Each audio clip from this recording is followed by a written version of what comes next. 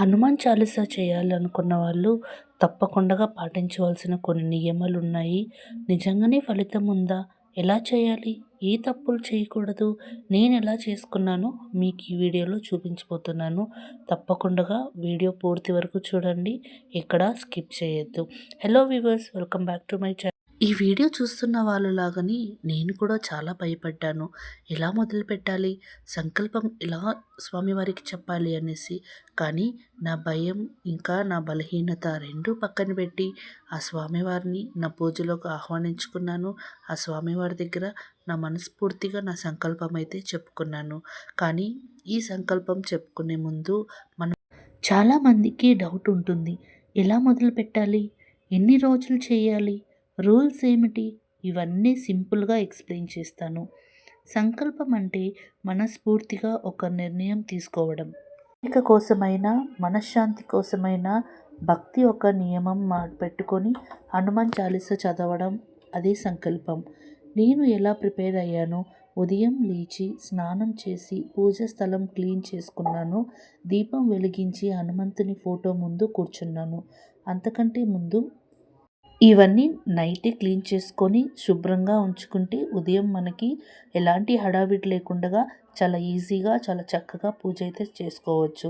నేను ముందు రోజే పూజా సామాగ్రి అంతా శుభ్రం చేసుకొని ఉదయాన్నే లేచి స్వామివారికి వడపప్పు పెట్టుకోవాలని అనిపించింది.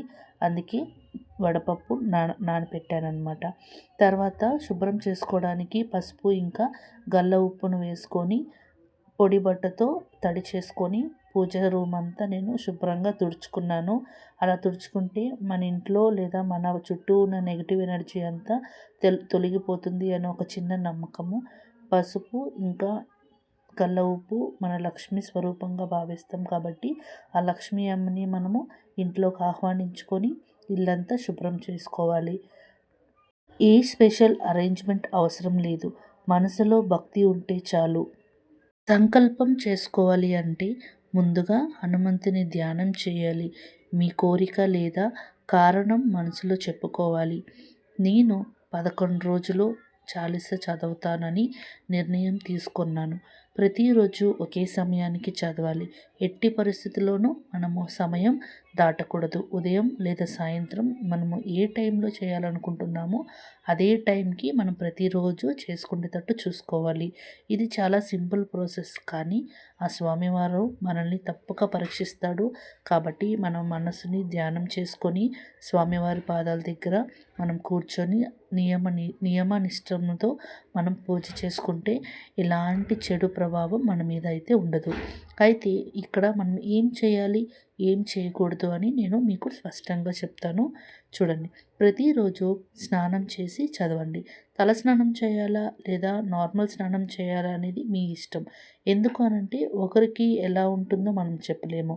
నా పరిస్థితి వస్తే నాకు ఆరోగ్య సమస్యలు ఉన్నాయి, కానీ నేను అంతా స్వామివారి భారం వేసేసి నేను ప్రతిరోజు తలస్నానం చేయాలని నిర్ణయం తీసుకున్నాను. మీ ఆరోగ్యం మదిలో పెట్టుకొని మీరు ఎలా పాటించాలో అలా పాటించండి. తర్వాత ఒకే సమయం ఫాలో అవ్వండి. ముందే చెప్పాను కదా, ఒకే సమయం ఫాలో అవ్వండి. ఏ టైం అయినా బ్రహ్మముహూర్తంలో అయినా లేదా సూర్యోదయమైనా లేదా సూర్యాస్తమైనా మనకి ఏ విధంగా వీలుంటుందో అదే విధంగా చేస్తే చాలా మంచిది. మనలో భక్తి ఉండాలే కానీ ఈ టైంలో చేస్తే వస్తుంది, ఆ టైంలో చేస్తే రాదు అని మాత్రం ఎట్టి పరిస్థితుల్లోనూ మీ మనసులో మాత్రం పెట్టుకోవద్దండి. నేను ఇక్కడ సపరేట్గా పీఠం పెట్టుకుంటున్నాను. ఎందుకనంటే మా పూజ గది చాలా చిన్నగా ఉంటుంది. ఒక మనిషి కూర్చుంటే సరిపోతుంది. సో కానీ నేను పూజ గదిలో పెట్టుకోవాలనుకున్నాను, కానీ కుదరలేదు. అందుకని నేను ఇలా సపరేట్గా పీఠం వేసుకుంటున్నాను. నా దగ్గర పెద్ద పీఠం ఉంది, అది అక్కడ పెడితే అసలు జాగా సరిపోదనేసి ఇలా నేను చాలా చిన్న పీట తీసుకున్నాను. స్వామివారికి ఎంతో ఇష్టమైన ఎరుపు రంగుతో నేను ముగ్గు అయితే పెట్టుకున్నాను.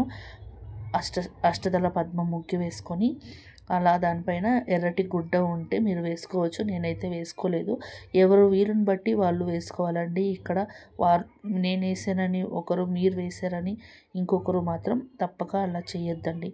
ఇక్కడ మా పూజ గదికి మాకు గడప ఉంది కాబట్టి గడపకి పసుపు కుంకుమ ఉదయాన్నే బ్రాహ్మీ ముహూర్తంలోనే నేను శుభ్రం చేసుకొని ఆ పసుపు కుంకుమ నేను గడపకైతే పెట్టుకొని ఆ లక్ష్మీ అమ్మని గడప పూజలో ఒకసారి కూర్చున్నాక మనం చేయకూడని పనులు మధ్యలో స్కిప్ చేయకండి. అంటే ఎలాంటి పరిస్థితి వచ్చినా మధ్యలో మాత్రం స్కిప్ చేయొద్దండి. ఒకవేళ స్కిప్ చేయాల్సి వస్తే మరుసటి రోజు మీరు ప్రారంభించవచ్చు. కోపం, నెగటివిటీ థాట్స్ అవాయిడ్ చేయండి. తొందరగా చదవకండి. స్లోగా క్లియర్గా చదవండి. నేనైతే ఈరోజు కాస్త తొందరగా చదివాను. ఎందుకనంటే నాకు ఫస్ట్ టైం నేను హనుమాన్ చాలీసా చేపట్టాను. ఇంతకుముందు ఎప్పుడే కానీ ఒక్కసారి కూడా నేను చదవలేదు, వినలేదు కూడా పూర్తిగా. అందుకని నాకు కాస్త తొందరగా అనిపించింది. కానీ నేను రేపటి నుంచి చాలా నీట్గా నియమంగా చదువుకుంటాను. సో మీరు కూడా తొందరగా చదవకండి. మనకు ప్రాబ్లం వచ్చినప్పుడు ఎలా టెన్షన్ పడతాం, కానీ హనుమంతుడిపై నమ్మకం పెట్టుకుంటే మనసుకు ఒక శాంతి వస్తుంది. సంకల్పం అంటే దేవుడిని పరీక్షించడం కాదు, మన పేషెన్స్, మన ఫెయిత్ని మనమే స్ట్రెంగ్తెన్ చేసుకోవడం. ఒక చిన్న మాట చెప్తాను. మీరు నిజమైన భక్తితో ఒక్కసారైనా హనుమాన్ చాలీసా చదివితే మీరు మీకే అలోన్ కాదని మీరు ఫీల్ అవుతారు. అంటే మీరు ఒంటరి వాళ్ళు కాదని మీరు ఫీల్ అవుతారు. హనుమంతుడు మీతో, ఆ స్వామి నీతోనే ఉన్నారు అని మీరు అనుభవిస్తారు. అంటే మీ దగ్గరే ఉన్నారు, నిన్ను వదిలి ఎక్కడికి వెళ్ళరు అనే ఆలోచన మీకు తప్పకుండా లభిస్తుంది. అలాగే మీ దగ్గర ఇలాంటి గవ్వలు లేదా గోమతి చక్రాలు లేదా ఎటువంటి అయినా కానీ ఒక 11 తీసుకొని మీ చేతులు లేదా పక్కన పెట్టుకొని ఒక్కొక్కటి వేసుకుంటూ, అంటే 11 సార్లు లేదా 21 సారి లేదా 108 సార్లు చదవగలిగితే ఒక్కొక్కటి మనం వేసుకుంటూ ఉంటే మనము స్కిప్ చేయకుండా, అంటే ఇన్ని చదివాము, ఇంత బ్యాలెన్స్ ఉంది అని మనకి ఒక ఆలోచన వస్తుందన్నమాట. లేదా ఎక్కువగా చదివితే ఇంకా మంచిది, తక్కువ మాత్రం చేసుకోవద్దండి. సో అందుకని నేను ఇక్కడైతే 11 గవ్వల్ని తీసుకొని ఒక ప్లేట్లో ఉంచుకొని ఒక్కొక్కటిగా, అంటే ఒక్కొక్క చాలీసా పూర్తయినాక ఒక్కొక్కటి వేసుకుంటూ చదువుకుంటూ వచ్చాను. ఇంకొక చిన్న మాట చెప్తాను.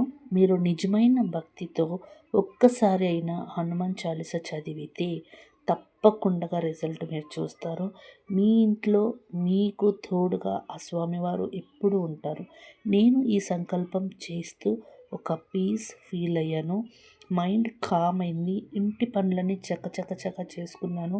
మనసంతా చాలా ఆనందంగా ఉంది. ఎలాంటి హడావిడి లేకుండా ఇంకా చేయాలి అనే ఆతృత అయితే ఉంది. కానీ గుర్తుపెట్టుకోండి, ఆ స్వామివారు తప్పక మనల్ని పరీక్షిస్తాడు.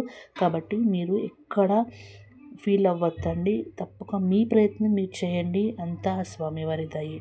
అంతేనండి ఈరోజు వీడియో. మీకు ఎలా అనిపించిందో నాకు తప్పక కామెంట్ చేయండి. మీరు కూడా సంకల్పం చేయాలనుకుంటుంటే తప్పనిసరిగా మీరు ఎలాంటి ఆలోచనలన్నీ పక్కన పెట్టి మీరు కూడా సంకల్పం చేస్తున్నారా? అయితే కామెంట్లో చెప్పండి. ఈ వీడియో ఉపయోగపడితే లైక్ అండ్ షేర్ చేయండి. ఇంకా ఇలాంటి వీడియోస్ కోసం నా ఛానల్ని సబ్స్క్రైబ్ చేసుకోండి.